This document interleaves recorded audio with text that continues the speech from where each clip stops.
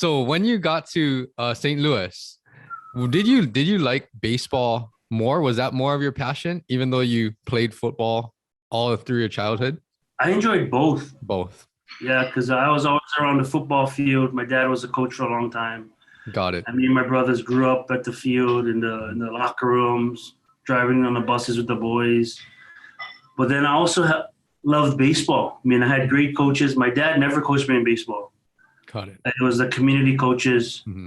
And then, I had great coaches at the youth level that made me love baseball because the way they treated us as players. Not about winning, but just treating us as young men and trying to help us out and being there for us whenever we needed. So baseball was a big part as well for a bunch of us that grew up together. And we all played football and baseball on that side. We all played football together. They would play baseball, and then we go basketball. So everybody kind of did the three main sports, you know what I mean, when I was growing up. Totally different now. And in football, you primarily played slot and receiver and DB all the way through high school? At Kahuku, I was quarterback. Okay. In fact, I was a starting quarterback my sophomore year when we lost the OAA championship game to Lelehua. So imagine that in December, you're playing for the OAA championship.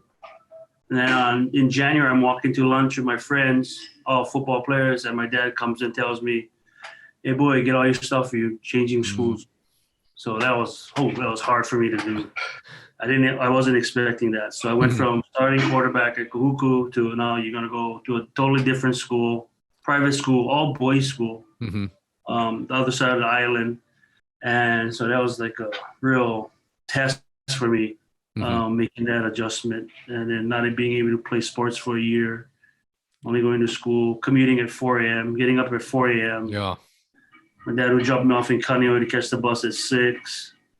And then I did that. I didn't even talk to anyone at St. Louis for 3 months.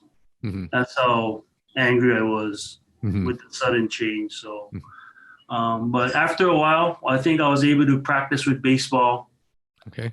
Because I couldn't play, but I was able to practice. So once I got started with the different sports and making friends, things got a lot easier. And then I started to open up a little bit more, I think.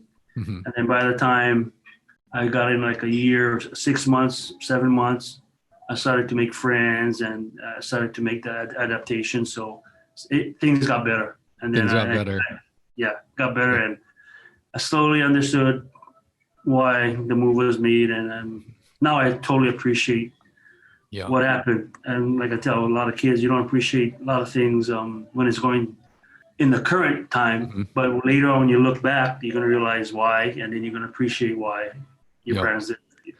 That's definitely true. So when let's start with baseball. What positions did you play in baseball? I played shortstop in baseball. Got it. Most of the time I played shortstop during high school. Got it. And I played shortstop. Then when I went to coach put me at third. I played like third and outfield mainly. Got it. Third and outfield. And when you were at St. Louis playing football for, the first time there, were you still playing quarterback or did you make a position change? I started at quarterback at St. Louis, but it was totally different offenses. And Kahuku, we ran the option. Okay. We were a running team. I was a running quarterback. Yeah. I tried to make that transition to being a running shoe guy was tough.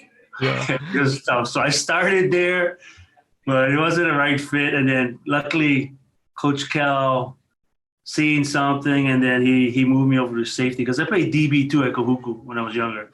So he put me at safety, and then it clicked. Everything worked out well for me at safety. It was a better fit for me, and I enjoyed it.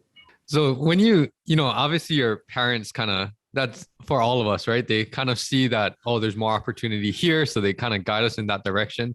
Like you said, we might not appreciate it in the moment, but when we look back, all of the lessons learned and everything.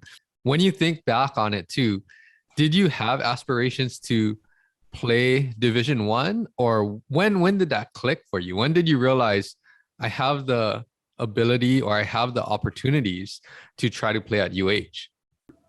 Really, I didn't really think ahead too much. I was more in the moment.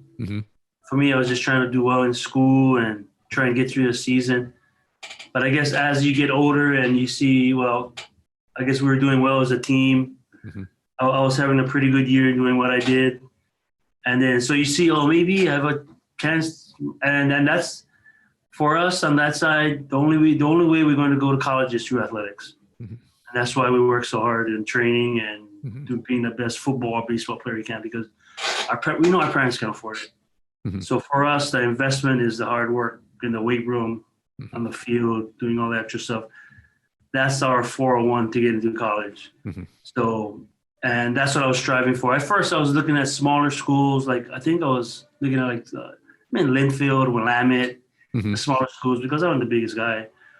And I was planning on, hey, maybe I'll go with that route, because I was doing all the financial aid things all by myself, filling out all the papers by myself, and just planning ahead to go to college. And my mind was pretty much looking at smaller schools to go to school. And then we had a great year. I was fortunate to do well.